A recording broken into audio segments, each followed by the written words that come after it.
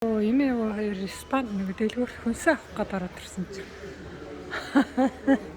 Тог байхгүй хараа.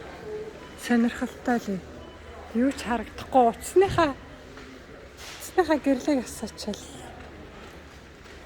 Тэгээд энэ хараа. Испанд гэсэн чинь ингээ тоггүй. Тэгээ тоггүй мөртлөө хаачдаггүй юм байна. Тэгээд дэлгүүрээ хаачихгүй тэгээд энэ хүмүүс нь ингээд харахгүй тэгээд юм аваа явж байна. Эмээ хоёроос юм авах гэсэн. Эднэр би уцсныхаа гэрлийг асаачих. Энэ тэнд уцсныхаа гэрлийг асаацсан.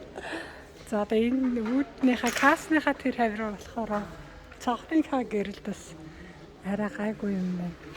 Тэгээд каско газраа болтой. Уцсныхаа гэрлийг алтаалгаад юм авах гасаачдаг гинэ. За нэг юм авъя даа.